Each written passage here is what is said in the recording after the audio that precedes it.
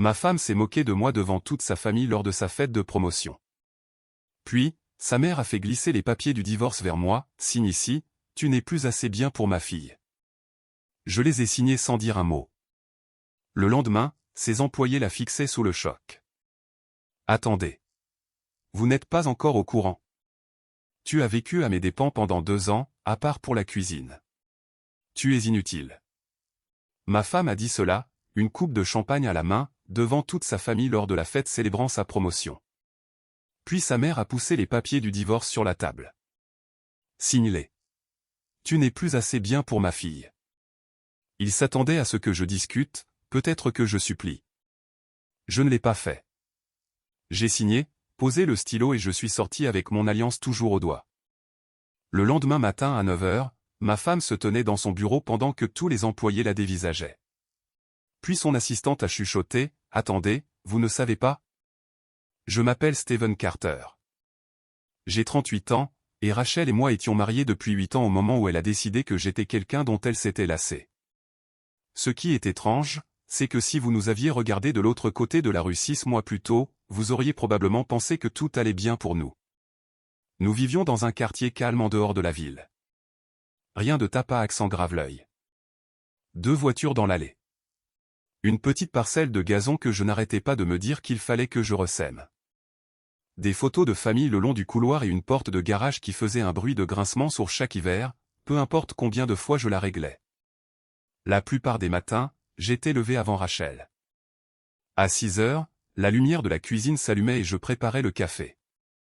Une tasse pour moi, une pour elle. Rachel aimait le sien avec un peu de crème. Pas de sucre. Je savais exactement quelle quantité mettre sans plus avoir besoin de mesurer. Ou je le laissais à côté de ses clés pendant que je vérifiais la météo. J'emballais tout ce qu'elle avait oublié la veille et m'assurais que sa voiture n'était pas sur la réserve. C'était ma façon d'aimer les gens. Je n'étais pas doué pour les longs discours. Je réparais les choses. Je me souvenais des rendez-vous. J'étais présent. Si Rachel avait une présentation, je préparais le petit déjeuner avant son départ. Si elle travaillait tard, le dîner allait au four au lieu de la poubelle. Si elle appelait du bureau en disant qu'elle avait passé une journée horrible, j'écoutais au lieu d'essayer de lui dire comment gérer sa carrière. Il fut un temps où elle appréciait cela. Quelques années après notre mariage, avant les promotions et les dîners d'affaires, Rachel était rentrée à la maison en pleurant après avoir été écartée pour un poste de direction. Elle s'est assise à notre comptoir de cuisine dans ses vêtements de travail. Le mascara avait coulé sous un œil, me disant qu'elle était fatiguée de devoir faire ses preuves 2 fois plus que tout le monde. Je suis resté éveillé avec elle jusqu'à presque 2 h du matin. Le lendemain, je l'ai aidée à répéter ce qu'elle voulait dire à son patron. Quelques mois plus tard, elle a obtenu le poste. Ce soir-là, alors que je cuisinais des pâtes, elle a enroulé ses bras autour de moi par derrière et a posé sa joue entre mes omoplates. « Je ne sais pas ce que je ferais sans toi », a-t-elle dit. Je me suis souvenu de cette phrase pendant des années, surtout après qu'elle a cessé d'agir comme si elle la pensait. Rachel travaillait dans la logistique et avait toujours été ambitieuse. Je respectais cela chez elle. Elle aimait les délais, la compétition, les victoires mesurables. Elle était douée dans ce qu'elle faisait. Et au cours des 2 dernières années, elle avait commencé à gravir les échelons rapidement. Je travaillais dans la technologie et dirigeais ma propre entreprise. Mon emploi du temps était différent du sien. Je ne faisais pas la navette tous les matins. Je ne portais pas de costume 5 jours par semaine. La plupart de mes réunions se déroulaient depuis un ordinateur portable dans mon bureau à domicile ou depuis le comptoir de la cuisine pendant que quelque chose mijotait sur le feu. Rachel savait que je travaillais. Elle savait que j'avais des clients. Elle savait que j'avais des employés. Ce dont elle a cessé de se soucier, c'était tout ce qui allait au-delà. Au début, elle appelait cela mon entreprise de technologie. Puis c'est devenu ta petite entreprise. Finalement, c'est devenu ce que tu fais sur cet ordinateur. Les premières fois, je l'ai corrigé. Après un certain temps, j'ai arrêté. C'était une de mes erreurs. Je pensais qu'ignorer le manque de respect maintenait la paix. Ce que cela a vraiment fait, c'est enseigner à Rachel qu'il n'y avait aucun coût à cela. Cela a commencé modestement lors d'un dîner avec des amis. Quelqu'un a demandé ce que je faisais. Et avant que je puisse répondre, Rachel a ri. Il travaille à la maison. C'est moi qui ai le vrai trajet. Tout le monde a souri. Moi aussi. Non pas parce que c'était drôle. Parce que corriger sa femme devant 6 personnes pour quelque chose de mineur semble mesquin quand on croit encore qu'elle vous respecte sous la blague. Un mois plus tard, nous étions chez sa mère, Linda, pour le dîner du dimanche. Rachel a passé 20 minutes à parler d'un projet qu'elle venait de terminer. Linda avait l'air assez fière pour encadrer l'histoire. Puis elle s'est tournée vers moi. « Sur quoi as-tu travaillé dernièrement, Steven ?» J'ai ouvert la bouche. Rachel a pris une gorgée de vin et a dit, principalement le dîner. Quelques personnes ont ri. Son frère a baissé les yeux sur son assiette. Je me souviens de ça. Pas des rires. Le fait qu'il avait l'air embarrassé pour moi. Linda, non.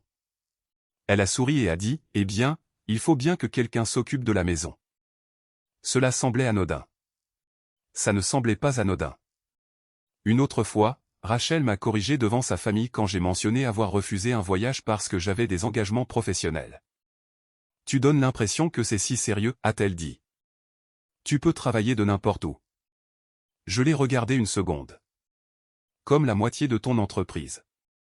Elle n'a pas aimé ça. Sur le chemin du retour, elle a à peine parlé.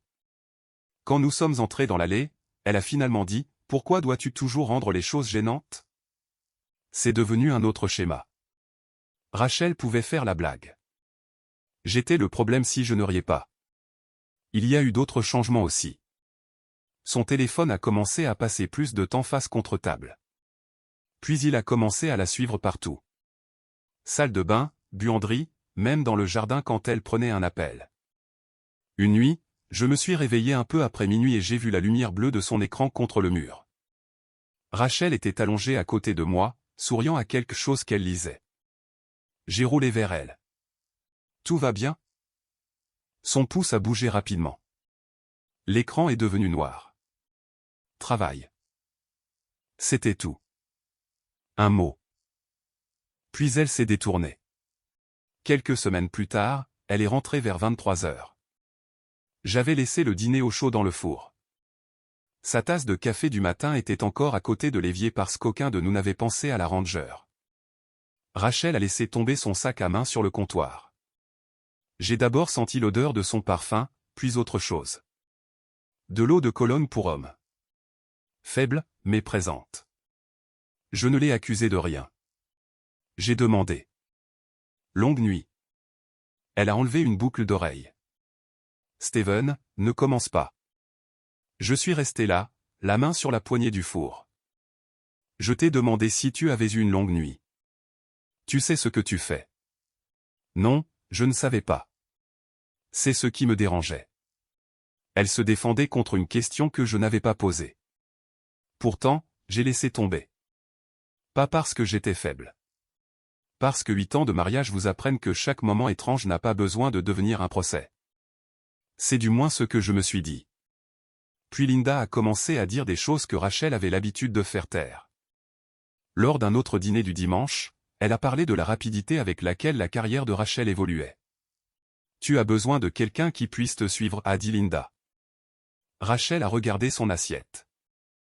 Des années plus tôt, elle aurait dit « Steven le fait ». Cette fois, elle n'a rien dit.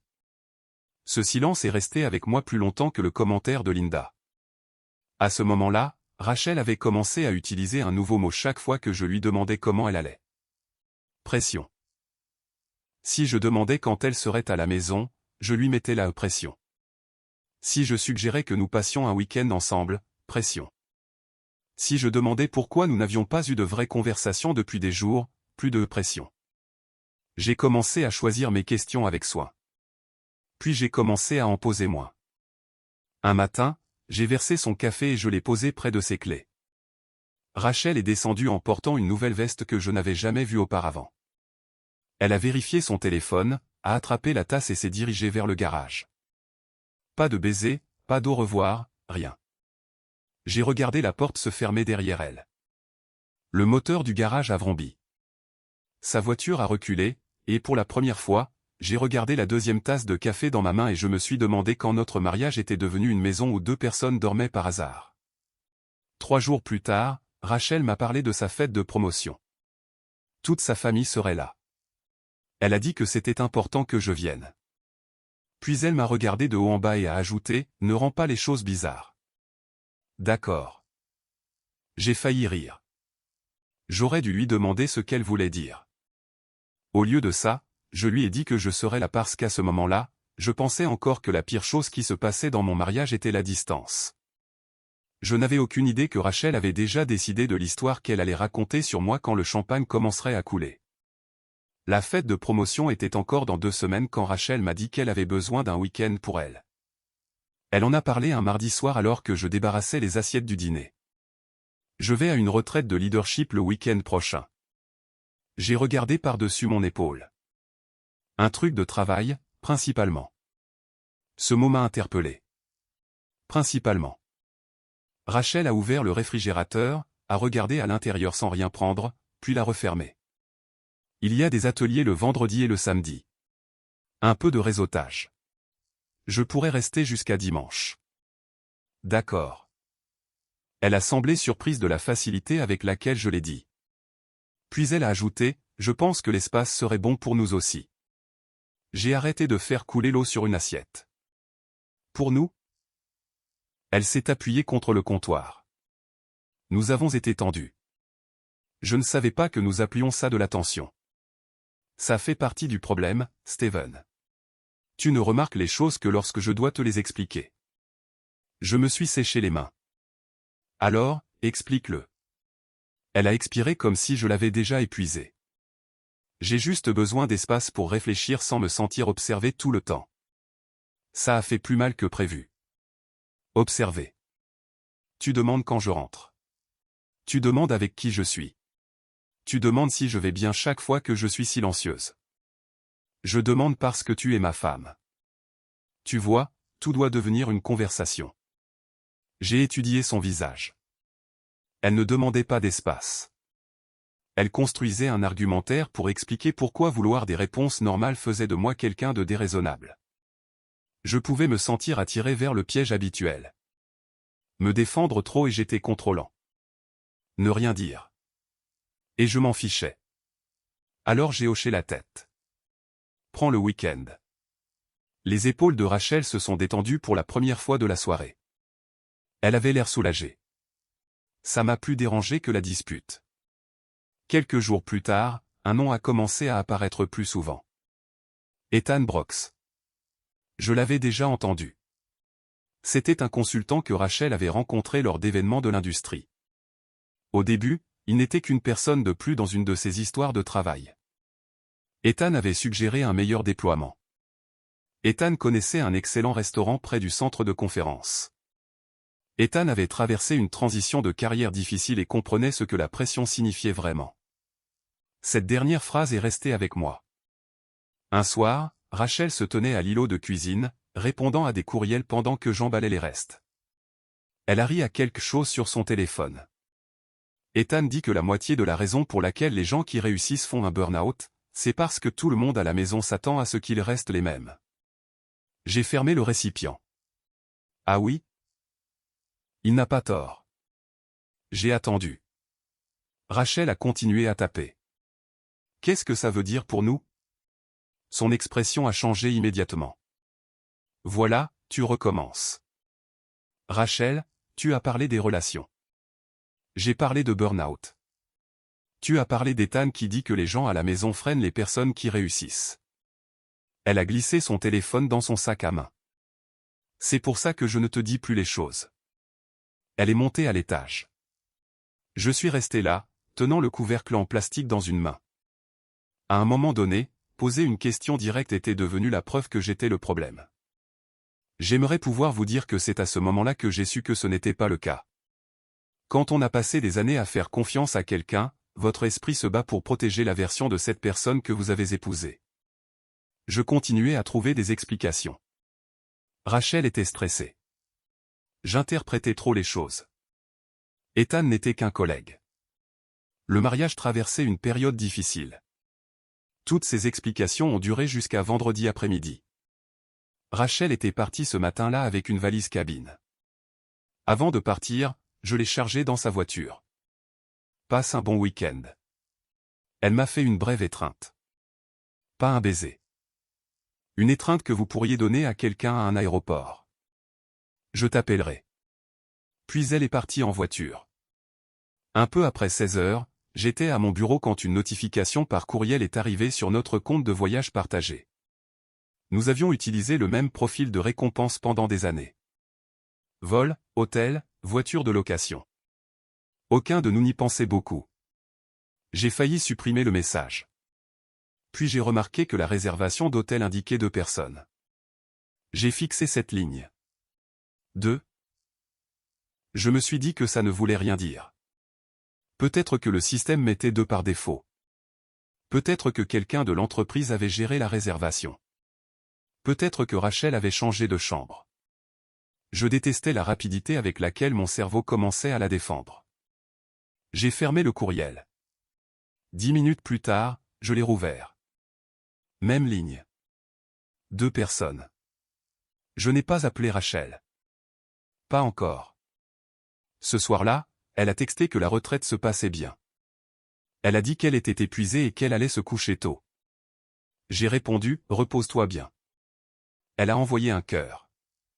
J'ai regardé ce petit symbole rouge plus longtemps que je ne veux l'admettre. Le lendemain après-midi, Marcus m'a envoyé un message. Marcus a été mon ami le plus proche depuis nos 20 ans. Il connaissait Rachel. Il savait que notre mariage avait été difficile dernièrement, mais je ne lui avais pas dit grand-chose. Son message disait « Rachel n'est pas à un truc de leadership ce week-end ?» J'ai répondu. Si, pourquoi? Il m'a envoyé une capture d'écran d'une publication publique. Une femme que Marcus connaissait par le biais des affaires avait mis en ligne des photos de l'événement. Rachel était sur la 3e photo. Elle se tenait dans le hall d'un hôtel à côté d'Ethan Brooks. Il y avait d'autres personnes autour d'eux. Rien d'obscène. Rien que quiconque pourrait pointer du doigt et appeler la preuve d'une liaison physique. C'est ce qui a presque empiré les choses parce que je connaissais ma femme. Je savais comment elle se tenait quand elle était polie. Je savais comment elle souriait pour les photos de travail. Ce n'était ni l'un ni l'autre. Son corps était tourné vers Ethan au lieu de l'appareil photo. Sa main reposait bas sur son dos. Rachel le regardait avec l'expression qu'elle avait l'habitude de me lancer à travers des salles bondées. J'ai agrandi la photo une fois, puis je me suis arrêté. Il y a des choses que vous n'avez pas besoin d'étudier. Je suis resté assis dans mon bureau jusqu'à ce que la lumière extérieure commence à baisser. Puis je l'ai appelée. Rachel a répondu à la 4e sonnerie. Salut. De la musique et des voix flottaient derrière elle. Je pensais que tu étais dans un atelier. Nous avons fini plus tôt. J'ai de nouveau regardé la photo. Est-ce qu'Ethan est là? Silence. Pas long. Peut-être 2 secondes. Mais le mariage vous apprend le poids de 2 secondes. La voix de Rachel s'est faite plus vive. Comment sais-tu ça? J'ai fermé les yeux. C'était la réponse. Pas non. Pas tu te trompes. Comment sais-tu? Rachel, il est ici pour le même événement. Tu m'as dit que tu avais besoin d'un week-end seul. J'ai dit que j'avais besoin d'espace. Tu as dit que tu restais jusqu'à dimanche pour pouvoir penser à nous. Je pense à nous. Avec Ethan? Oh mon Dieu, Steven. J'ai entendu une porte se fermer de son côté. La musique a disparu. Il ne se passe rien. Alors pourquoi ne m'as-tu pas dit qu'il était là? Parce que je savais que tu réagirais comme ça. Comme quoi? Soupçonneux. Intense. Comme si je devais te rapporter chaque personne à qui je parle. J'ai agrippé le bord de mon bureau. J'ai posé une question. Tu dis toujours ça. Que suis-je censé penser? Tu es censé faire confiance à ta femme. J'ai failli rire. Non pas parce que quelque chose était drôle, mais parce qu'elle avait menti sur le fait d'avoir besoin d'être seule et utilisait maintenant la confiance comme une arme contre moi pour l'avoir remarqué. J'ai gardé ma voix égale. As-tu des sentiments pour lui? Une autre pause, plus longue cette fois. Rachel a finalement dit, il m'écoute. Ma gorge s'est nouée. Ce n'était pas ma question. Il comprend à quoi ressemble cette partie de ma vie. Rachel. Tu es déconnecté depuis longtemps, Steven. Je me suis levé si vite. Ma chaise a roulé en arrière. Je n'ai pas crié. J'en avais envie. Au lieu de cela, j'ai regardé à travers la porte de mon bureau vers la cuisine où je lui avais fait son café chaque matin pendant 8 ans. Je suis déconnecté.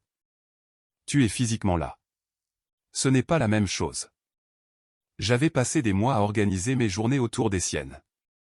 L'attendre, préparer le dîner, lui donner de l'espace quand elle le demandait, et essayer de parler quand elle disait que nous étions déconnectés.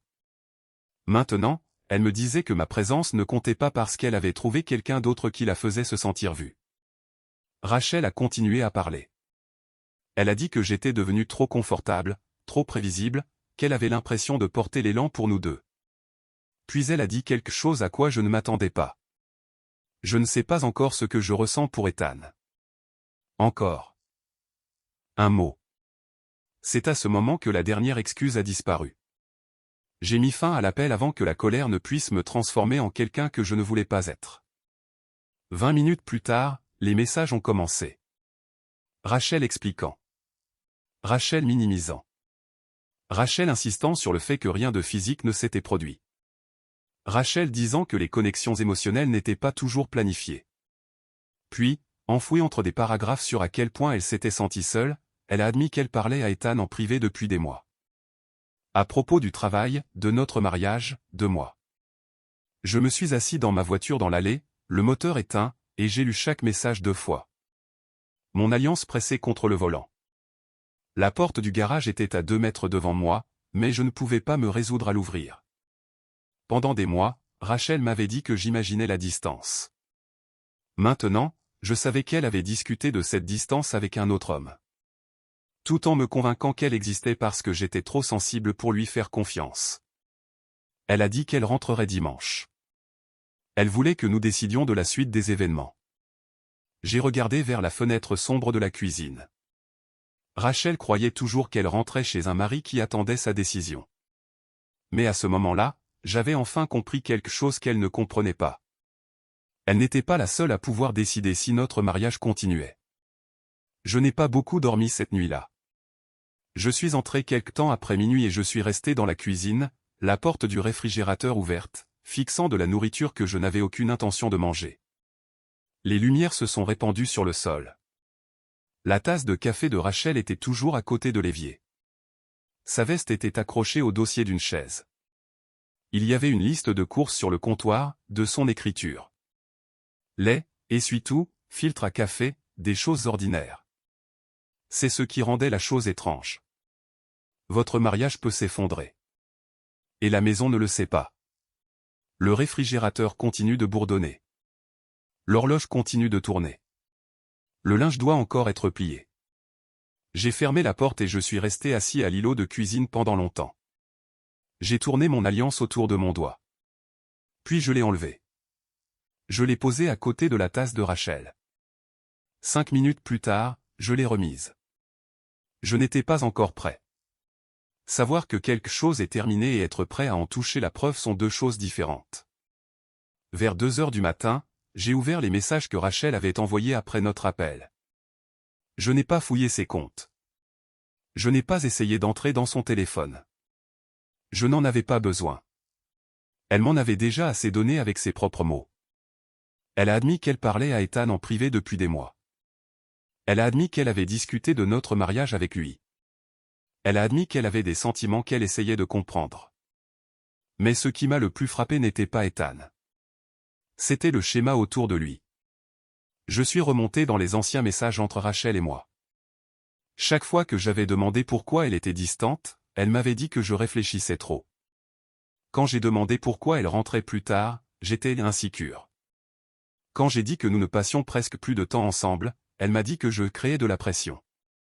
J'avais passé des mois à m'excuser d'avoir remarqué ce qui se passait réellement. Cette prise de conscience a fait mal d'une manière différente. Elle n'avait pas seulement quitté notre mariage émotionnellement. Elle m'avait fait douter de mon propre jugement pour ne pas avoir à répondre de ses actes. Au lever du soleil, je savais que j'avais besoin de quelqu'un d'extérieur à la maison pour me dire si je voyais les choses clairement. J'ai appelé Marcus. Il a répondu à la deuxième sonnerie. Tu vas bien? Non. C'était la première réponse honnête que j'avais donnée à quiconque depuis des mois. Nous nous sommes retrouvés dans un restaurant près de son bureau. L'endroit sentait le café brûlé et le gras de bacon. Une serveuse a rempli ma tasse 2 fois avant que je prenne une gorgée. Marcus ne m'a pas dit quoi faire. C'est pourquoi je lui faisais confiance. Il a écouté pendant que j'expliquais le week-end, la réservation, la photo, l'appel, les messages. Quand j'ai eu fini, il s'est penché en arrière et a posé une question. Qu'est-ce que tu veux maintenant? J'ai baissé les yeux sur le café. Mon premier instinct a été de dire que je voulais récupérer ma femme. Mais j'ai réalisé que je ne savais même plus de quelle version de Rachel il s'agissait. La femme qui se tenait autrefois derrière moi pendant que je cuisinais et me disait qu'elle ne pouvait pas imaginer la vie sans moi. Ou la femme qui disait maintenant à un autre homme que je la freinais. Je veux que le mensonge s'arrête, ai-je dit. Marcus a hoché la tête. Alors arrête de te disputer avec le mensonge. Cela m'est resté. Cet après-midi-là, j'ai contacté une avocate en droit de la famille nommée Laura Bennett. Je n'y suis pas allé en cherchant une arme. J'y suis allé parce que j'avais besoin de limites. Laura a été directe. Elle m'a dit de ne rien publier en ligne, de ne pas contacter Ethan, de ne pas vider les comptes, de ne pas menacer Rachel avec quoi que ce soit lié à son travail, de conserver les messages que Rachel m'avait envoyés. De conserver les dossiers de voyage partagés auxquels nous avions tous deux légalement accès. Garder la communication sur le mariage et si Rachel voulait une séparation, la gérer par les voies appropriées. Vous n'avez pas besoin de la punir, a dit Laura. Vous avez besoin de vous protéger. Cette phrase m'a donné plus de clarté que tout ce que j'avais entendu toute la semaine. Je suis rentré chez moi et j'ai commencé à faire une liste, non pas des moyens de blesser Rachel, mais des choses que je devais arrêter de porter automatiquement. Factures communes, obligations ménagères, informations sur l'assurance, paiements récurrents, documents dont nous aurions tous deux besoin si nous nous séparions. Pendant des années, j'avais géré la plupart de cela tranquillement parce que c'était plus facile. Rachel demandait rarement comment ça fonctionnait. Les choses étaient simplement payées. Les réparations se faisaient. Les problèmes disparaissaient. J'en tirais autrefois de la fierté. Maintenant, je voyais le danger d'être utile sans être visible. Mais il y avait une partie de ma vie que Rachel avait plus mal comprise que tout le reste. Mon travail. Pendant des années, elle avait su que je dirigeais une entreprise de technologie. Elle ne s'était juste jamais assez souciée pour comprendre sa taille. Mon emploi du temps était flexible parce que j'avais passé plus d'une décennie à bâtir une équipe en qui j'avais confiance. Je travaillais à domicile parce que je le pouvais, non parce que je n'avais nulle part où aller. Et depuis des mois, cette entreprise était impliquée dans une acquisition dont il m'était légalement interdit de discuter avant l'annonce officielle.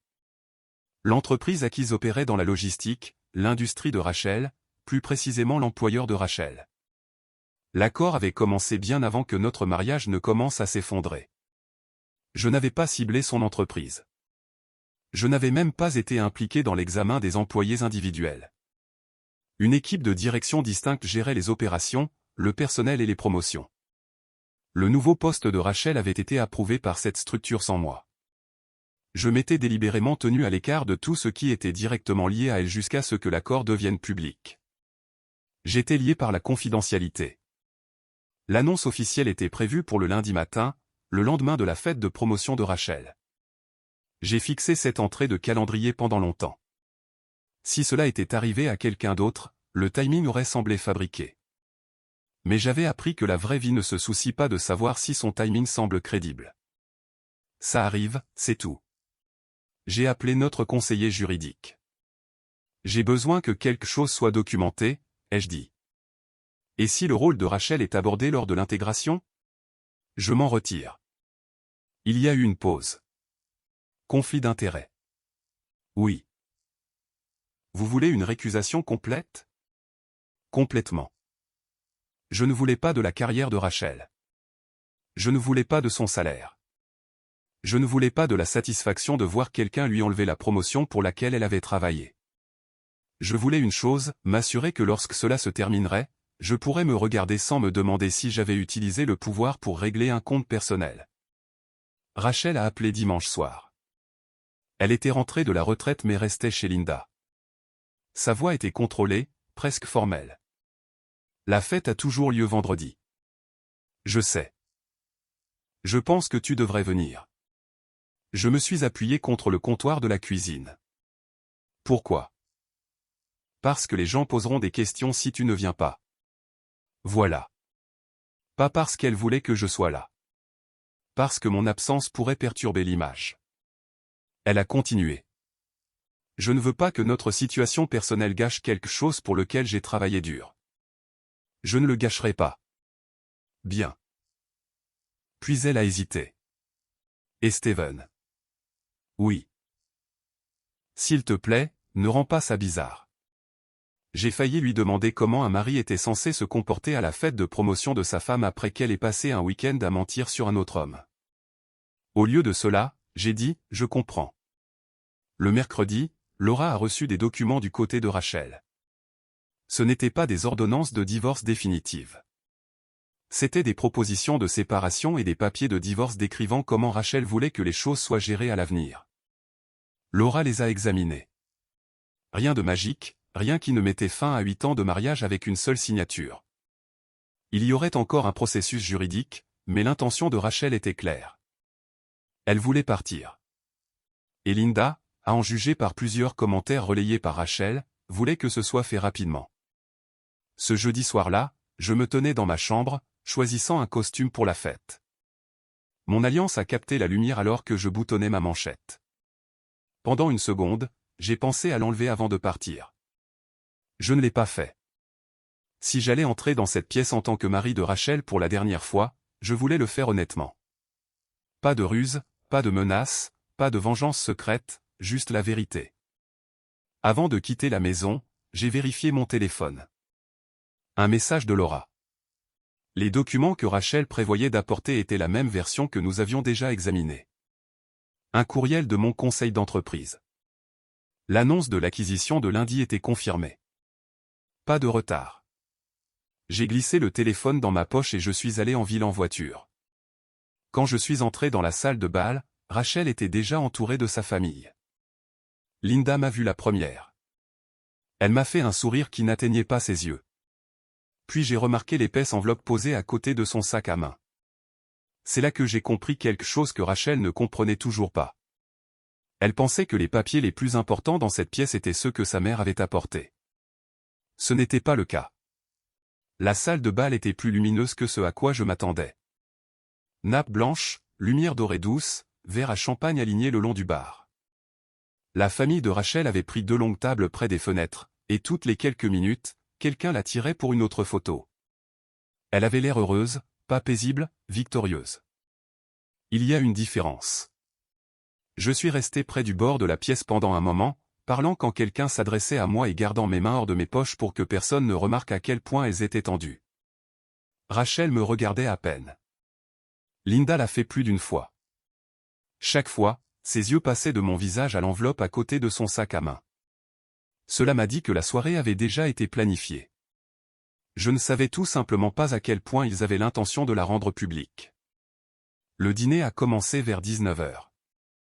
Rachel était assise près du centre de la table, entourée de personnes la félicitant pour sa promotion. Son oncle a levé son verre. Sa sœur a dit à tout le monde à quel point la famille était fière. Linda n'arrêtait pas de dire des choses comme « Personne n'a travaillé plus dur pour ça ». Je n'étais pas en désaccord. Rachel avait travaillé dur. Ça n'avait jamais été le problème. Le problème était ce que son succès avait commencé à lui faire croire qu'elle avait le droit de faire. À un moment donné, un de ses cousins m'a demandé « Alors, que se passe-t-il maintenant? Tu prends ta retraite de la cuisine ?» Quelques personnes ont ri. J'ai souri une fois. Non, j'aime toujours manger. Il a ri plus fort que la blague ne le méritait. Rachel ne m'a même pas regardé. Plus tard, j'ai entendu Linda parler à quelqu'un derrière moi. Elle porte tellement de choses depuis si longtemps. Je me suis légèrement tourné. Linda a continué. Carrière, maison, mariage, tout. C'était presque impressionnant. J'avais passé des années à résoudre des problèmes avant que Rachel ne sache qu'ils existaient. Et d'une manière ou d'une autre, l'histoire était devenue qu'elle me portait. J'aurais pu corriger Linda. Je ne l'ai pas fait. À ce moment-là, je voulais entendre exactement jusqu'où ils étaient prêts à aller. Le dessert venait d'être servi quand Rachel s'est levée. Elle a pris sa coupe de champagne et l'a tapotée légèrement avec une cuillère. La salle s'est calmée. Elle a remercié son manager, sa famille, sa mère. Puis elle a parlé de la promotion, du sacrifice, de la croissance, de la façon dont le succès vous oblige parfois à voir qui avance avec vous et qui ne le fait pas. C'est là que j'ai su. Rachel m'a regardé droit dans les yeux. La pièce semblait devenir plus silencieuse avant même qu'elle ne parle. Tu as vécu à mes dépens pendant 2 ans, à part pour la cuisine. Tu es inutile. Pendant une seconde, personne n'a bougé. Puis quelqu'un au fond de la salle a eu un rire bref et inconfortable. Une autre personne a baissé les yeux sur son assiette. Rachel a soutenu mon regard. Elle voulait une réaction. Je pouvais le voir. Peut-être de la colère, peut-être de la honte, peut-être une tentative désespérée de me défendre devant tout le monde. J'ai ressenti beaucoup de choses. Mon visage est devenu chaud. Ma poitrine s'est serrée.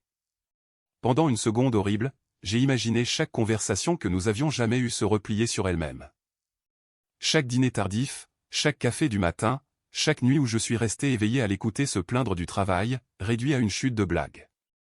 Mais la colère a un moment utile, juste avant qu'elle ne vous contrôle. Elle vous donne un choix. J'ai regardé autour de cette table, puis de nouveau Rachel. Qu'est-ce que tu veux de moi ce soir? Son expression a vacillé. Elle ne s'attendait pas à la question. Linda a répondu pour elle. Nous voulons que tu arrêtes de la freiner. Je me suis tourné vers elle. Linda a attrapé l'enveloppe à côté de son sac à main et l'a soulevée. La voilà. Elle l'a fait glisser sur la table vers moi. Papier épais, bord net. Préparé. Signe ici, a-t-elle dit. Tu n'es plus assez bien pour ma fille. Cette phrase a changé la pièce. Même les personnes qui avaient ri se sont arrêtées. Le frère de Rachel s'est agité sur sa chaise. Sa sœur a regardé Rachel comme si elle voyait peut-être la scène différemment maintenant. Mais Rachel n'a pas arrêté sa mère. C'était important. J'ai posé ma main sur l'enveloppe. Tu savais qu'elle apportait ça? Rachel a pris une gorgée de champagne. Oui. Voilà. Pas de confusion, pas d'émotion de dernière minute, un plan. Tu voulais que ce soit fait ici. La mâchoire de Rachel s'est crispée. Je voulais de la clarté. Devant tout le monde. Elle a regardé autour de la table. Ces gens sont ma famille.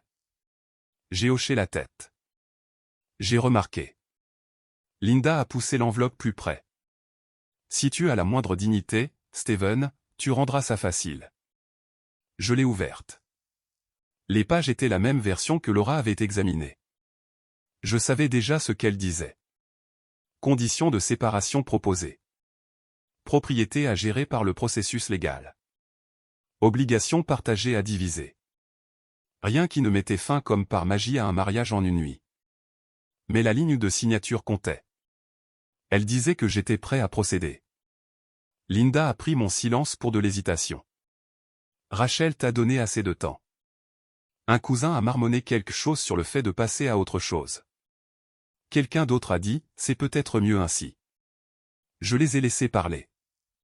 C'était important. Les gens vous en disent long quand ils croient que vous n'avez plus de pouvoir. Rachel s'est penchée vers moi. Ne fais pas de scène. J'ai levé les yeux. Je n'en fais pas. J'ai pris le stylo. Son visage a changé. Pas beaucoup, mais assez. Elle s'était attendue à une résistance. J'ai signé une page, puis la suivante, là où Laura m'avait dit que ce serait nécessaire. J'ai rebouché le stylo et l'ai posé sur la table. Personne n'a parlé. Linda avait l'air satisfaite. Rachel avait l'air confuse. C'était la première fissure. J'ai enlevé mon alliance. La peau en dessous était pâle. Pendant 8 ans, cette bague avait fait partie de ma main. Je l'ai posée à côté du stylo. Rachel l'a fixée. C'est tout. Je me suis levé. Tu voulais partir. Tu ne vas même pas te battre pour nous. La question m'a presque fait rire. 3 jours plus tôt, elle était dans un hôtel avec un autre homme, me disant qu'elle ne savait pas encore ce qu'elle ressentait pour lui. Maintenant, elle voulait la preuve que je la poursuivrais encore. J'ai passé des mois à essayer de te parler. Les yeux de Rachel se sont rétrécis. C'est exactement ce que je veux dire. Tu transformes toujours tout en quelque chose de plus grand. Je l'ai regardé. Non, je pense que j'ai finalement arrêté de le rendre plus petit. Linda a croisé les bras. Ne blâme pas Rachel parce que tu as cessé d'être ambitieux. C'est à ce moment que j'aurais pu les achever socialement. J'aurais pu parler à toute la table d'Ethan. J'aurais pu expliquer la réservation d'hôtel. J'aurais pu lire les messages de Rachel à voix haute. J'avais toutes les occasions de l'humilier comme elle m'avait humilié. Je ne l'ai pas fait. J'ai regardé Rachel à la place. Est-ce que ta mère est au courant pour Ethan? La couleur a quitté son visage. Linda s'est tournée. Qui est Ethan? La voix de Rachel s'est faite plus vive. Steven. Juste mon nom. Un avertissement. J'ai pris ma veste. Je ne vais pas faire ça ici. Linda a regardé entre nous. Faire quoi? Rachel s'est levée. Maman, arrête. C'était la première fois de la soirée qu'elle avait l'air effrayée. Non pas parce que je la menaçais, mais parce qu'elle réalisait que je savais quelque chose qu'elle avait contrôlé. J'ai regardé autour de la table. Profiter de la soirée. Puis je suis parti. Dehors, l'air semblait plus froid qu'à mon arrivée. Je suis resté assis dans ma voiture pendant presque 1 minute avec les 2 mains sur le volant. Mon annulaire gauche semblait étrangement léger. Je ne me sentais pas victorieux. Je me sentais fatigué. Mais sous l'épuisement se trouvait quelque chose que je n'avais pas ressenti depuis des mois. La clarté. Le lendemain matin, Rachel est arrivée au travail vêtue d'un nouveau tailleur bleu marine. Je le sais parce qu'Emily Parker me l'a dit plus tard. Rachel est arrivée en s'attendant à des félicitations. Au lieu de cela, les conversations se sont arrêtées. Quelques personnes l'ont regardée puis se sont tournées vers les écrans montés dans le bureau. D'autres ont regardé l'annonce de l'entreprise qui avait été diffusée ce matin-là. Rachel a supposé que le silence concernait la promotion. Ce n'était pas le cas. Emily s'est approchée d'elle en tenant une copie imprimée de l'annonce. Rachel a froncé les sourcils. Qu'est-ce qui se passe? Emily a hésité.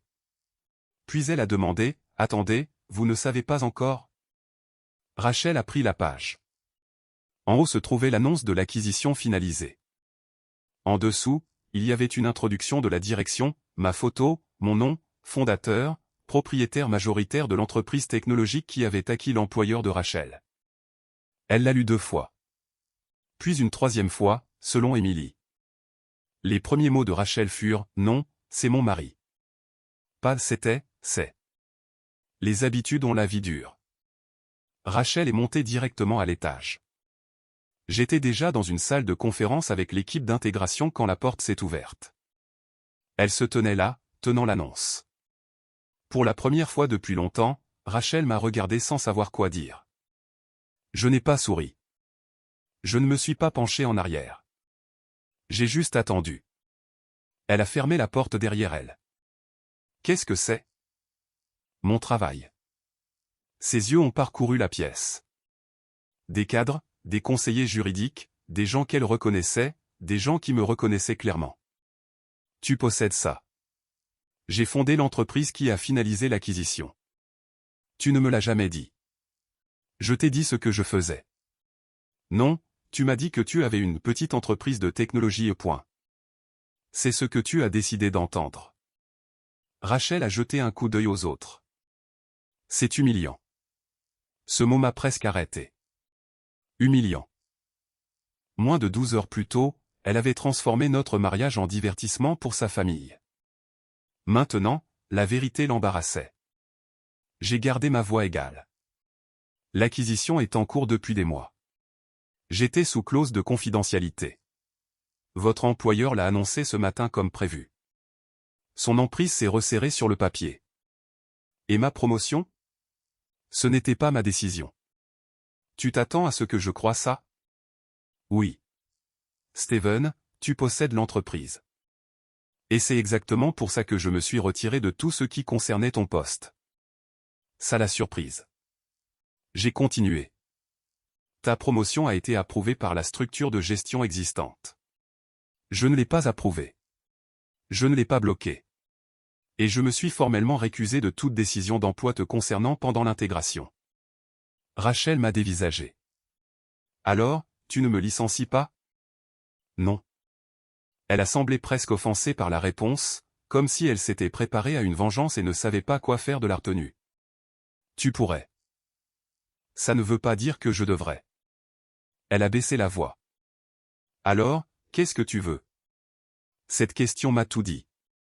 Elle pensait toujours que le pouvoir devait être utilisé contre quelqu'un. Je veux que le divorce soit géré par nos avocats. Rachel a tressailli. Steven, non.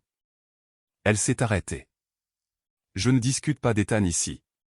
Je ne discute pas de notre mariage ici. Et je n'utilise pas ton travail pour régler quelque chose de personnel. Son expression a changé. La colère d'abord, puis la défensive. Tu agis comme si je t'avais trompé. J'agis comme si tu m'avais menti. Rien de physique ne s'est produit. Ce n'est plus la question depuis que tu as commencé à dire à un autre homme des choses sur notre mariage tout en me disant que j'étais fou de remarquer que tu étais parti. Elle a regardé vers la porte de la salle de conférence. Tu ne sais pas ce que c'était pour moi. J'ai demandé. Le visage de Rachel s'est crispé. J'ai essayé de te le dire. Non.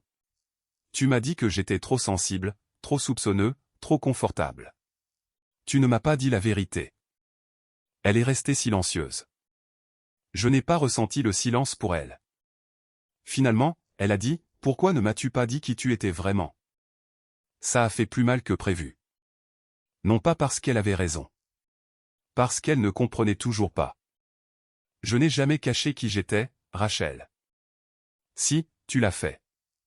Non. Je travaillais à notre comptoir de cuisine. Je prenais des appels devant toi. Je t'ai dit que je construisais une entreprise. Tu as appelé ça un hobby et point. Sa bouche s'est ouverte. J'ai continué. Tu n'avais pas besoin que je sois un échec. Tu avais besoin que j'aie l'air d'un échec. Pour que l'histoire que tu te racontais ait un sens. Ce n'est pas juste. La nuit dernière non plus. Ses yeux sont tombés pour la première fois depuis son entrée. Elle semblait incertaine. J'étais en colère. Tu étais préparé. Rachel m'a regardé de nouveau. Tu as apporté des papiers. Son visage a encore changé. C'était le seul fait qu'elle ne pouvait pas minimiser. Je me suis levé et j'ai fermé le dossier devant moi. Nos avocats peuvent s'occuper du reste. Alors c'est tout. J'ai regardé la femme que j'avais aimée pendant 8 ans. Non. C'était tout la nuit dernière. Je suis passé devant elle et j'ai ouvert la porte de la salle de conférence. Rachel est restée où elle était. Elle avait toujours sa promotion. Elle avait toujours sa carrière. Elle avait toujours tous les droits légaux avec lesquels elle était entrée. La seule chose qu'elle avait perdue ce matin-là était la seule chose qu'elle avait supposée lui appartiendrait toujours. Le droit de décider de ma valeur. Le divorce ne s'est pas fait du jour au lendemain. La vraie vie est plus lente qu'une fin dramatique. Il y a eu des réunions, des documents, des factures à séparer, des comptes à démêler, des décisions concernant la maison, les meubles, l'assurance, et toutes les choses ordinaires qui deviennent en quelque sorte compliquées une fois que deux personnes arrêtent de planifier un avenir ensemble. Laura s'est occupée de la plupart des communications légales. Cela a aidé.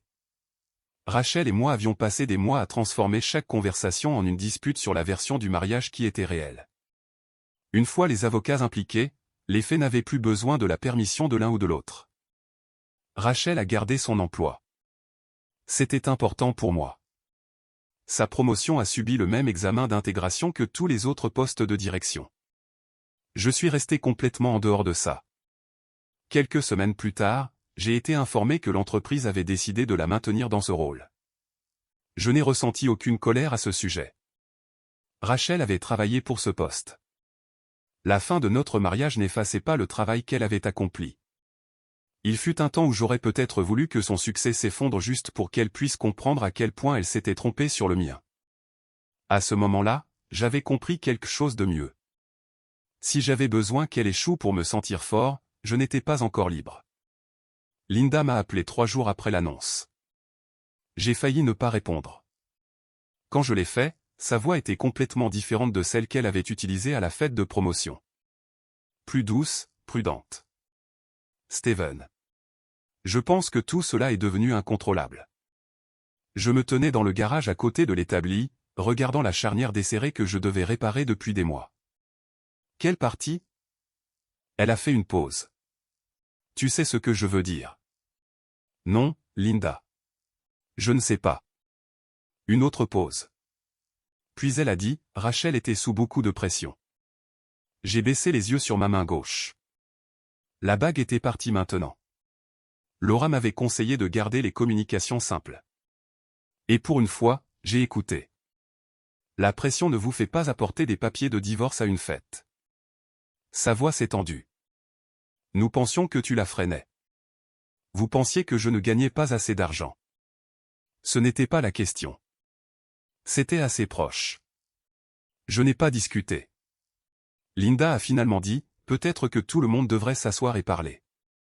Nous l'avons déjà fait à la fête. Non. Pendant des années, elle n'a eu aucune réponse. Je lui ai souhaité bonne chance et j'ai mis fin à l'appel.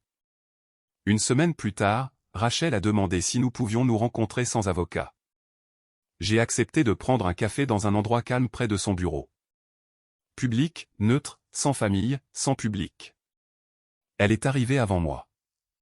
Pour la première fois depuis des années, Rachel avait l'air fatiguée d'une manière qui n'avait rien à voir avec le travail. Elle a enroulé ses 2 mains autour de sa tasse. J'ai besoin de te demander quelque chose.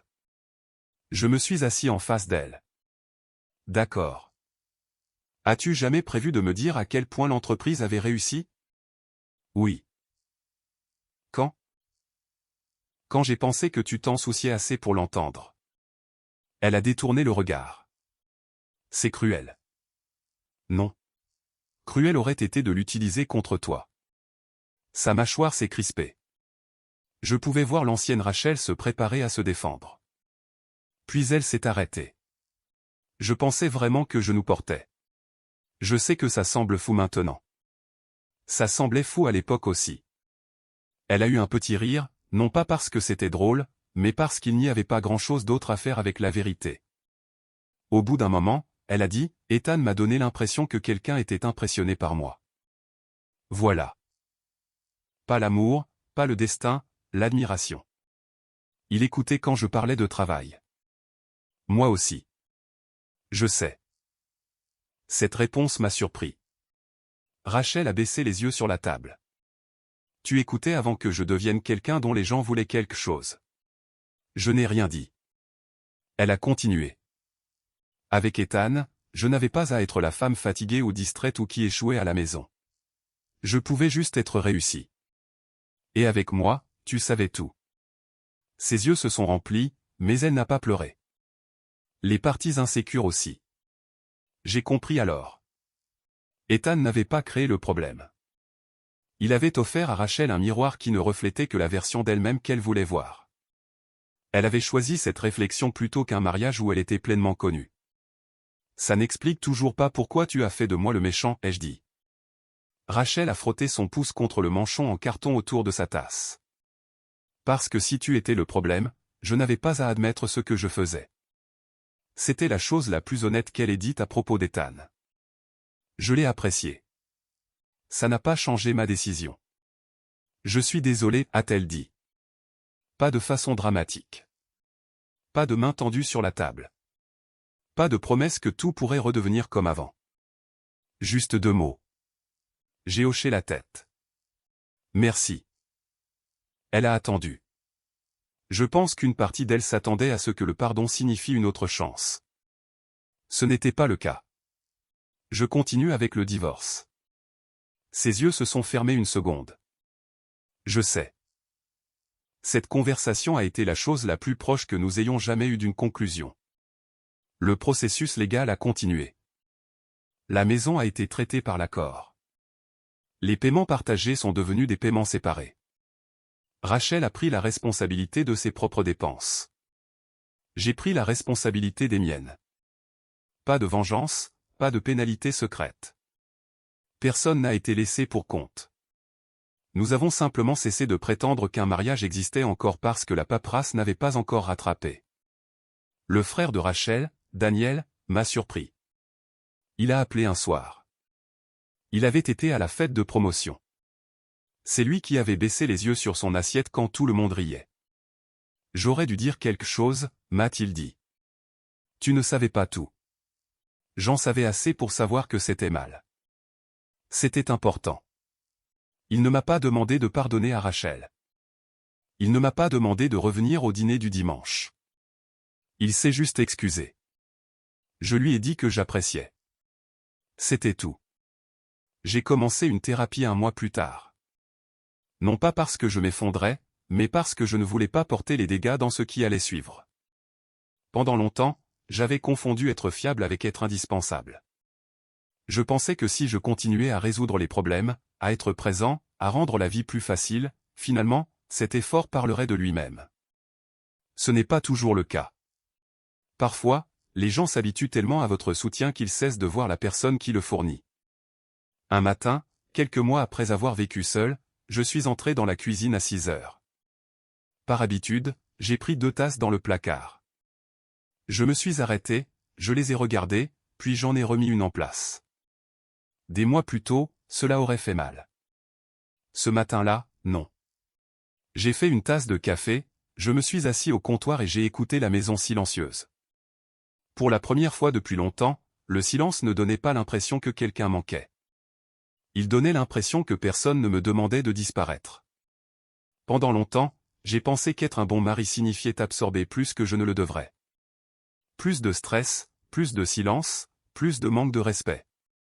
Je me disais que la patience était la maturité, que maintenir la paix était une force, que si je continuais à être présent, à réparer les choses, à rendre la vie plus facile, finalement la personne à côté de moi se souviendrait de ce que cela signifiait. Je me suis trompé sur une chose. L'amour ne vous demande pas de disparaître. Il y a une différence entre soutenir quelqu'un et lui permettre de réécrire votre valeur. Il y a une différence entre le pardon et donner à quelqu'un un accès illimité pour vous blesser à nouveau. Rachel me l'a appris de la manière la plus difficile possible, mais j'ai aussi appris quelque chose sur moi-même. J'aurais dû parler plus tôt. Pas crier, pas menacer, juste parler. J'ai passé trop de temps à croire que le silence faisait automatiquement de moi l'homme le plus fort. Parfois, le silence est une force. Parfois, c'est juste la peur qui porte un visage respectable. L'alliance que j'ai portée pendant 8 ans est maintenant dans une petite boîte. Je ne la déteste pas. Je ne déteste pas Rachel non plus. Cette bague appartenait à une partie de ma vie qui était réelle, même si elle ne s'est pas terminée comme je le pensais. La plupart des matins, je me réveille encore vers 6 heures. La lumière de la cuisine s'allume. Le café commence. Une tasse. Cela me donnait l'impression d'avoir perdu quelque chose. Maintenant, c'est différent. Cela signifie que je ne suis plus dans ma propre maison à attendre que quelqu'un d'autre décide si je suis digne d'y être. Si vous retenez quelque chose de mon histoire, que ce soit ceci. Être fiable ne signifie pas accepter l'humiliation. Subvenir aux besoins des gens ne signifie pas renoncer à votre voix. Fixer une limite ne fait pas de vous un égoïste. Et quitter une relation qui vous demande de vous rabaisser n'est pas un échec. Parfois, la chose la plus forte qu'un homme puisse faire est d'arrêter de demander aux gens de reconnaître sa valeur et de commencer à vivre comme s'il la connaissait déjà. Si cette histoire vous a rappelé quelque chose que vous avez vécu, parlez-moi dans les commentaires. Et si vous voulez plus d'histoires sur des personnes qui reconstruisent leur vie sans perdre leur dignité, abonnez-vous et restez avec nous. Vous pourriez être surpris de voir à quel point la vie devient paisible lorsque vous arrêtez enfin d'attendre la permission de vous respecter.